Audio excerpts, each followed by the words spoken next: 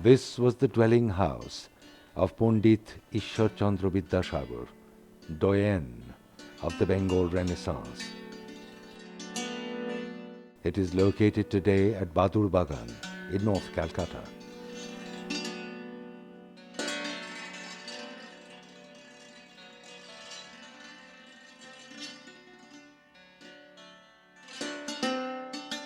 Actually, the 19th century Bengal Renaissance produced Ram Mohan Rai and Pandit ishwarChandra Vidyasagar, two men who symbolized virtually all the historical characteristics of the Indian Renaissance that represents the dawn between the passing of the dark medieval ages to the advent of the modern era.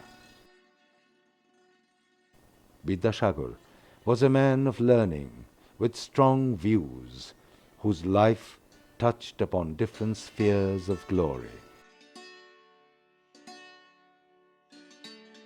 His autobiography says, "I was born at about noon in the village of Bir Shingho on Tuesday, Ashwin the 12th, 1742 of the Bengali calendar.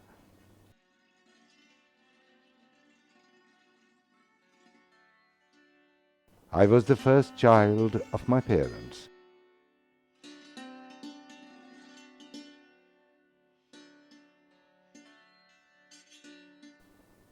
I turned 5.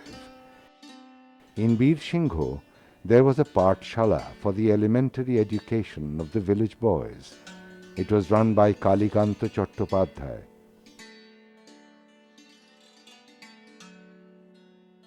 I was sent to his Pathshala. A long and arduous journey commenced for Vidyasagar at the age of 8, when he learnt his English numerals by counting the milestones on the road to Calcutta.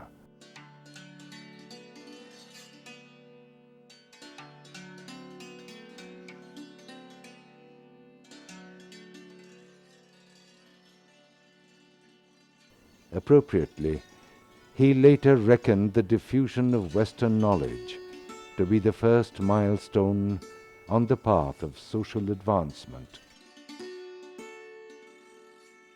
ishwarChandra Vidyasagar was brought to Kolkata in 1829 by his father Thakur Das. He was admitted to the Sanskrit College, where he studied Hindu philosophy and law, as well as Sanskrit grammar. In 1841, Vidyasagar finished his studies at the Sanskrit College and was conferred the honorary title of Vidyasagar. The Fort William College was founded in Calcutta in May 1800 for the purpose of teaching Indian languages to the newly recruited British writers of the East India Company.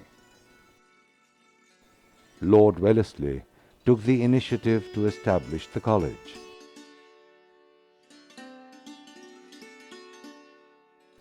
The Reverend William Carey became the first principal of the Fort William College. Vidyasagar started his career as the head Pandit in December 1841 at the Fort William College. The Bengali language had not discovered the use of written prose in the medieval period. The necessity for prose was first felt in the 19th century. The initial impulse came from British merchants and missionaries in their own interest.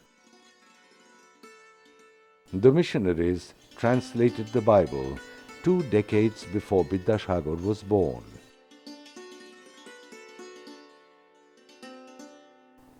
As poetry did not provide suitable text for imparting a practical knowledge of the spoken tongue, Carey's first task as the professor of Bengali at the college was to produce reading matter in elegant prose. At his instance, his fellow assistants were engaged in preparing prose text for the use of students of the college. The most talented among these writers were Ram Bosu and Mrityunjoy Vidyalankar.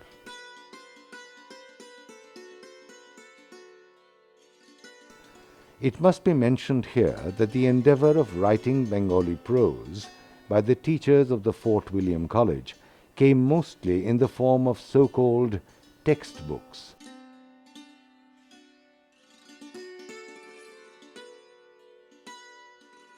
The foundations of structured and modern Bengali prose was shaped by Ram Mohan Rai in the second decade of the 19th century.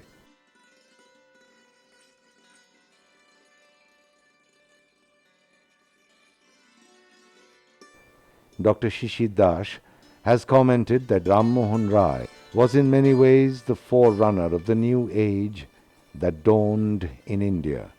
He was the first writer of Bengali prose outside the periphery of textbooks. His translation of the two Vedanta treatises in 1815 and of the Upanishads could aptly carry his signature as a writer of prose, which matured in his polemical tracts in support of social and religious reformation. Yet his liveliest prose was never widely read. On the 5th of December 1850, Vidyasagar was appointed principal of the Sanskrit College. From 1847 to 1891, almost half a century, he was ceaselessly engaged in developing Bengali prose. We must admit that he was not a creative writer. His efforts to write Bengali prose were not aimed at the creation of a norm for the Bengali prose style that became the standard literary form. Yet Rabindranath acknowledged his great contribution to the creation of Bengali prose in his writing Charitra Puja. Rabindranath wrote, Vidyasagar was the first creative artist of modern Bengali prose. It is true that Bengali prose set out on its literary career before him, but he was the first writer who showed us the way of using Bengali language artistically. Before him, our language was like an unruly mob, beyond the writer's control. He brought it under control and created a new order of discipline on it by arranging the words properly, classifying them into different meaningful orders, relating the melody of prose with sense, making their usage in easy flowing manners, and enhanced them. He freed Bengali prose from the shackles of Sanskrit influence. Before Vidyasagar appeared on the literary scene, Bengali prose style was more or less controlled by the teachers of Fort William College, including William Carey. They were the makers of Bengali prose before the advent of ishwarChandra Vidyasagar. Though there were flashes of good prose writing in Mrityunjoy, Vidyalankar and Ram Bosu, the total amount of prose writing produced during that period lacked certain things, important things, which is essential for good prose. There is utter lack of syntactical skill or arrangement of words. There is utter lacking of punctuation marks brought the Bengali prose to a very much halting type of expression. Most of the portion of the Bengali prose was Sanskritized, lengthy compound words, distant relationship between segments of a sentence. That were the most important drawbacks of our Bengali prose before Vidyasagar appeared on the scene. When he tried to follow the Hindi text Betal Panchavinsati or Bhranti Vilas, Shakespeare Comedy of Errors, or Shakuntala Sitar Bonavas, he was very much cautious about the expression of the writing in Bengali. After analyzing the valuable observations of Rabindranath Tagore, we may come to certain conclusions about the prose style of Vidyasagar.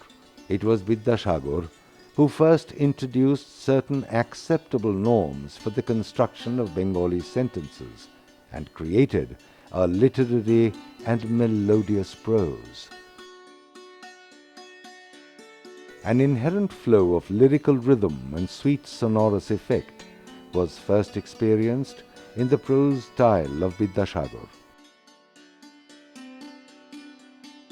Dr. Nilratan Sen commented that his prose was simple, graceful, and well proportionate above all. Vidyasagar was not a creative litterateur. He consciously never desired to be so. An out-and-out pragmatist, his prose writings testify to this opinion. His works may be classified into three broad categories. First, his first few books that were written as textbooks for the Fort William College. These include Prem Sagar and Betal Panchavinsati, both published in 1847. Betal Panchavinsati was an adaptation of a Sanskrit folk tale and was translated from Hindi. Betal কহিল, মহারাজ, মিথিলা নগরে গুণাধিপ নামে রাজা ছিলেন। দক্ষিণ দেশীয়